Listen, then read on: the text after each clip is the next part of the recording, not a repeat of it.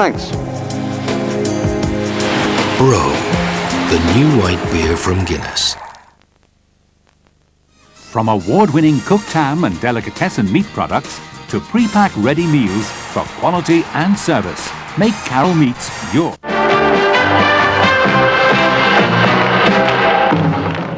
Welcome back again. So then Offaly are into the Leinster final. Let's take a look at the statistics from that game and see what they tell us at the final analysis of it all. There's the scoreline first. Apart from the scoreline, things, as you can see yourself, pretty much even Steven in the other stats, but the scoreline is really the one that counts, isn't it? Now, if you have anything to say about the stats, anything to do with today's game or any of the other matches that were played today, then why not get on to Pat Spillane? The lines for his Monday feedback slot will be open from 7 o'clock this evening. Here are the numbers. It's 1850 200 620. If you're ringing from Northern Ireland, it's 0845 309 8117. There's also an email contact. That's sundaygame@rte.ie.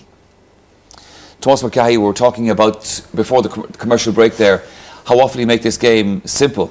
Wexford struggled for almost every score they got, and then we saw, we'd say, Ryan's point for Offaly, such straightforward skill. Yes, I mean, it's a ball that goes down the field to Tom Dempsey, and he loses possession. If we can see it here, come up in the clip, when it goes down the field, Tom Dempsey takes on his man, and we see here, two Offaly defenders in, Johnny Pinkerton breaks the ball away, and it's a clearance by Brian Wheelhan, straight up the field.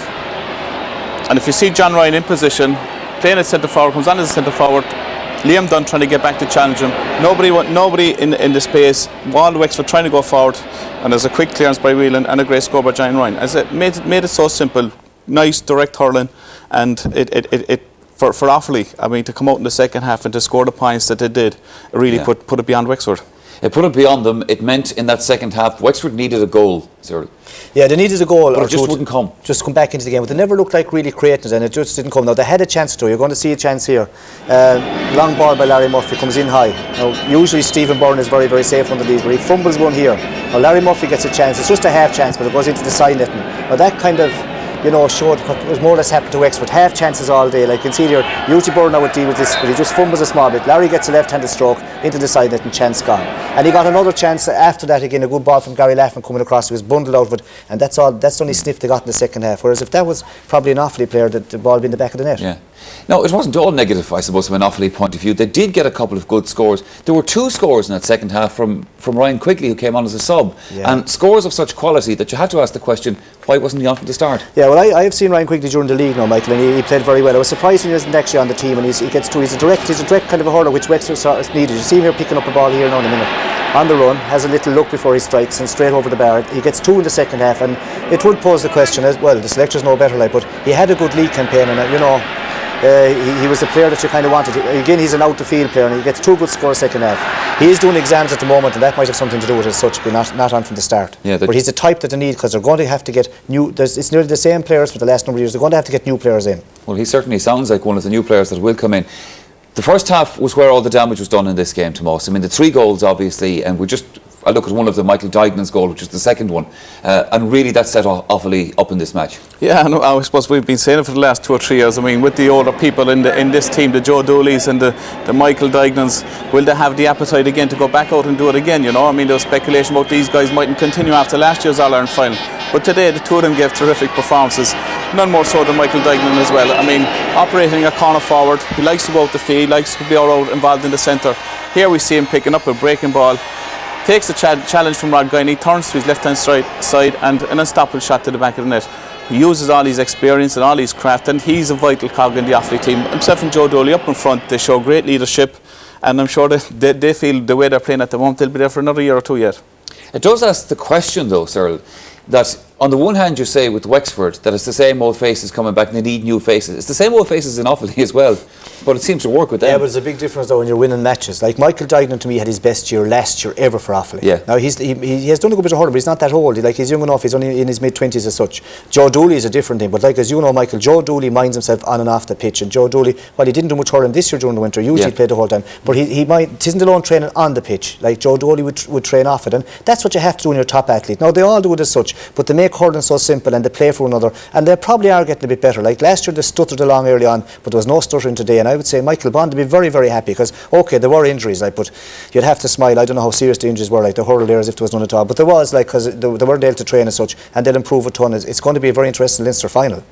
Well, Wexford had beat Dublin in the previous round of this championship, so they didn't come into this game cold, and yet they looked almost like they had no appetite for this challenge today. It does, Michael, and it just begs the question, all this physical training that's gone on over the last winter months, the 6 months of maybe hard training and hard slogging, down for one championship match, and when you go out and you play and you leave it all behind you, you know. I mean, Cyril said that maybe a lot of the Offaly players haven't trained over the last number of weeks. They're coming in very fresh, their appetite, they have a hunger for the game, and it showed today. Wexford looked very, very steady. They looked a tired team.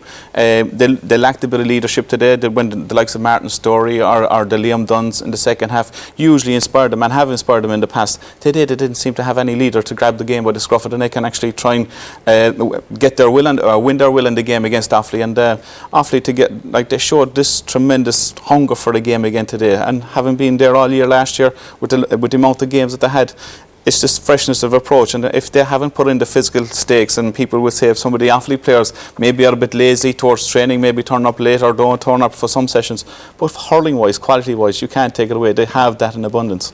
I wouldn't say too many of them turn up late for training with Michael Bond around. Oh, that's for sure. He'd be strict enough with that. But like, he would find it, like, it is tough if you go training, like, and if you have, say, 3 or 4 guys out tonight and they're closed, they can't train. They'll be genuinely injured. Then the next night you go, there's 3 or 4 more. That would be happening a bit. But I'll tell you one thing, I can't see it happening next week, because like, they all played there. None of the injured players for 70 minutes, they didn't show any ill effects. Like Michael Duggan covered the whole pitch, you know what I mean. Joe Erty, okay, was taken off, maybe he wasn't going that way, but any of the other guys, like Kevin Martin, an unsung hero in Offaly, like the half-back line is very good, and Brian Whelan, like, it would be the star as such, and Rigney very, very tight.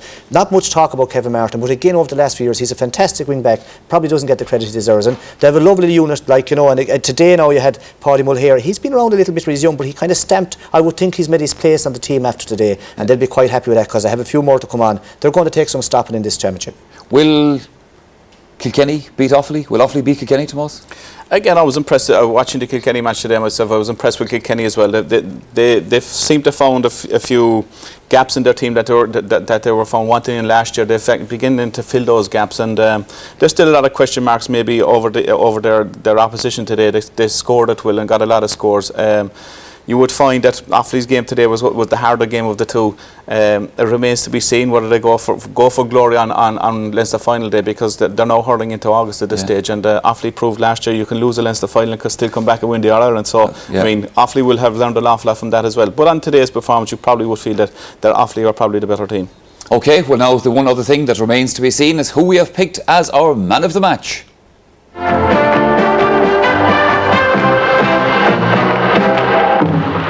Well, any man that gets 1 goal and 5 points, Joe Dooley again, he's like the wine, he gets better with age. He's our man of the match. Well, congratulations to Joe Dooley on another fabulous performance today. We've picked Joe Dooley as man of the match, I think, so many times in this programme. He's probably able to open a jeweller's shop at this stage, but every one of them, I can assure you, absolutely and totally deserved. Okay, right, that's our look at this match, but what about some of the other of today's action? Well, we have a roundup for you now, starting off with the first match of the afternoon at Croke Park. That was the other Leinster Hurling semi-final between Kilkenny and Laois. Jim Carney is the commentator.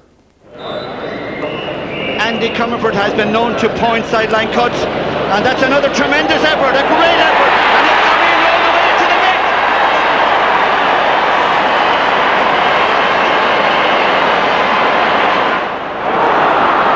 Kenneth Brennan at the second attempt, strong, forceful player.